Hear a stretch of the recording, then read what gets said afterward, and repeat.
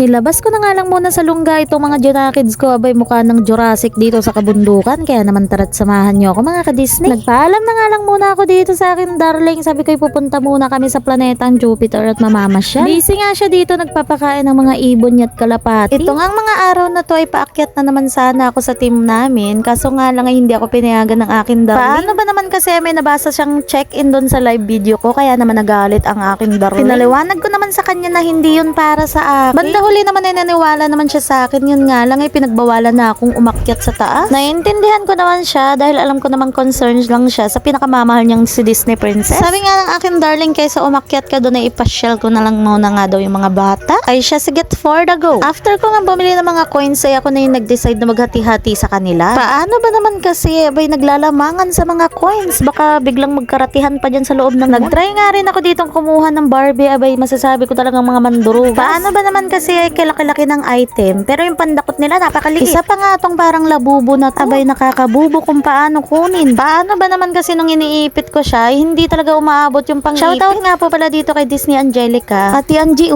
crocodile, lakusti. Ikaw talaga unang pumasok sa isip ko nung nakita ko yan. Mabibigat nga dito yung mga Barbie nila pero yung pandakot nila kalalambot. Kapag nga naiipit ko na sila at inaangat ko na, abay bumibitaw agad. Sana all marupok. Parang si Disney Angelica lang to marupok. Abay mukhang si Disney Angelica nga ang bida dito for today's video. Happy birthday Ate Angie! Anong gusto mong gift bukas? Crocodile or lakusti? Hey! Happy birthday to you! Or hotdog to come! Uy, ba't naman ganun? Habang nga naglalaro sila dyan, ay ako naman dito sa gedli-gedli muna, nag-iinantay sa kanila. Ang lakas nga ng aircon dito sa loob at talaga namang inaantok ako. Pagkatapos nga nilang maglaro, ay diniretso ko na sila dito sa Jollibee. Inuuna ko talaga silang paglaruin muna bago kumain. Kasi nga, mahirap na yung kakakain pa lang tapos kaya gagaslaw na kaagad yung kilos. Kanina nga po pala habang naglalaro sila ay nasa sulok lang ako. At tinitingnan ko nga lang sila kung saan sila napunta. Gawa nga ng solo lang namin kahapon yung mall. Hindi naman actualing buong mall talaga ha. Yung palaruan lang. Halos bilang lang kasi yung mga tao kahapon doon. Nagiging crowded lang naman yan. Depende sa araw. Kung Sabado, kung Linggo, or di kaya if holidays. Ito nga po palang batang nakapula ay anak po pala yan ng kapitbahay ko. At ito namang nagliligpit ng pinagkainan namin ay kapatid kong bunso. Paano ba naman kasi may nag-comment ng upload ko kahapon sa post ko na nakaapat na daw pala akong kido? Ay hindi ho. Sa edad kong 28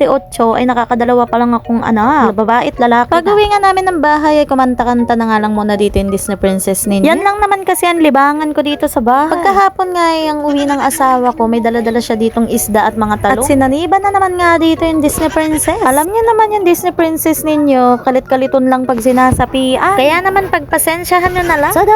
Ito na nga po pala yung itsura niya nung naluto. Ginataang tulingan na may talong. Sarap! Nagprito na nga rin po pala ako dito ng hotdog. Gawa nga ng hindi nyo mapapakain yung mga Junakids ko ng isda or gulay. Abay, kala mo mga mayayaman. Feeling anak ng kontraktor. Kinagabihan nga ay may inabot yung asawa ko sa akin na iPhone 6. Abay, nahirapan talaga ako ditong gumawa ng Apple ID. Kaya naman hiniram ko na lang yung Apple account ng kapatid ko. Kaya naman na ito na shot na ayos ko na nga ay for the go. Abay, mahirap din palang gumawa ng Apple account. At kahit nga bumaha na dito dahil katatapos lang na naman ng malakas na ulan, ay hindi nyo pa rin mapipigilan ang paglalaban ng Disney Princess. Kaya naman hanggang dito na nga lang muna ang video natin. Salamat nga po pala sa mga supportive viewers natin dyan. Thank you for watching. Babush!